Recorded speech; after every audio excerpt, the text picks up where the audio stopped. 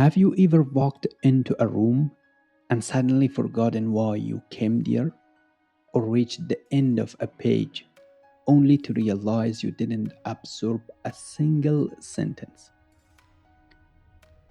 This isn't just a forgetfulness. Maybe your mind is telling you something. Your attention is being shattered into 1,000 pieces. And when a person's attention becomes fragmented, they slowly begins to lose themselves as well.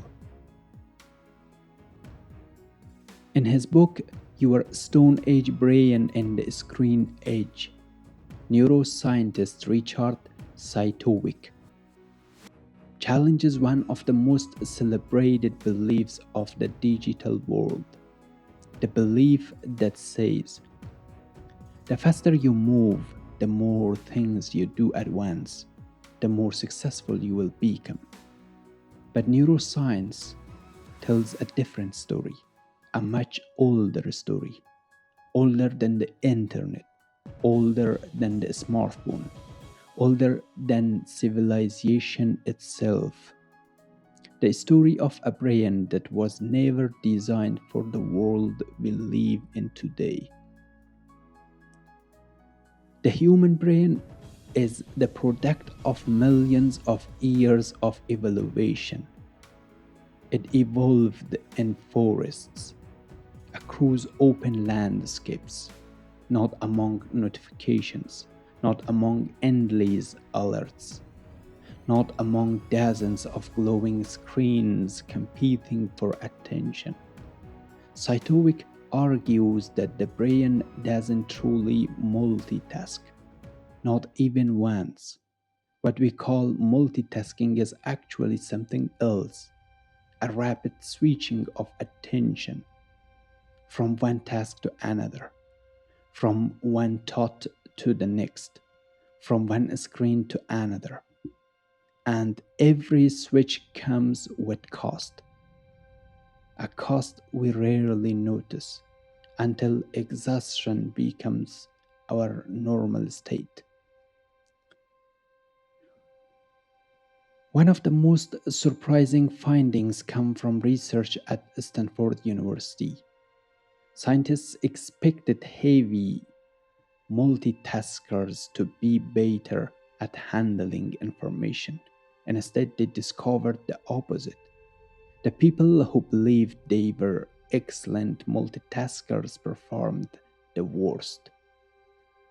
They were more easily distracted, more vulnerable to irrelevant information, and less capable of maintaining focus. It was as if confidence itself had become a trap. The illusion of control, the illusion of capacity, and illusion that captures millions of people every day.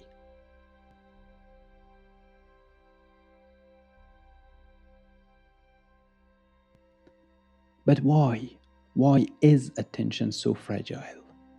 The answer lies in something we often forget: energy. Your brain represents only about 2% of your body weight, yet it consumes roughly 20% of your body energy. This small organ inside your skull is one of the most expensive systems your body maintains. Focus requires energy, self-control requires energy, decision-making requires energy. Every time you check your phone, every time your attention, your brain must recognize itself and return to the task, like restarting a powerful engine again and again. Maybe that's why our age feels so tired. We are surrounded by more information than any generation in history, yet we suffer from an attention shortage. We know more, but we are present less in conversations, in books, in moments, even in our own lives. The strange truth is that the brain was never built for this level of constant distraction. It evolved to follow one trail, one danger, one goal, one path.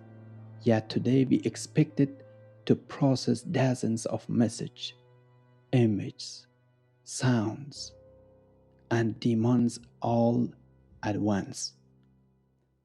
And when it struggles, we blame ourselves instead of questioning the impossible demands we place upon our minds. Perhaps the real problem isn't that technology has changed us. Perhaps we have simply forgotten how our brains were designed. We have forgotten that attention is finite, that every notification carries a price. Every interruption tasks some things. Every interruption takes something, a little energy, a little clarity, a little deep of thought. And that is Cytowic's central message. The crisis of our age is not a lack of information. It is the fragmentation of attentions. Because every time attention is pulled away, the brain pays a real biological cost. So the question is not how many things you can do at once. The question is how much of your life are you truly present for? How much of your attention do you spend intentionally? And how much of it is quietly stolen by a world competing for it every second? Perhaps the most important skill of the digital age is not doing more. Perhaps it is protecting the attention your brain was built to use. Because the brain cannot truly multitask. It can only jump between tasks while paying the price. If you enjoy questions like this, welcome to Mr. Brilliant. Here we don't just talk about books and ideas. We question everything: the mind, technology, human nature, and the invisible forces shaping our lives every day. Because sometimes a single good question is worth more than 1,000 answers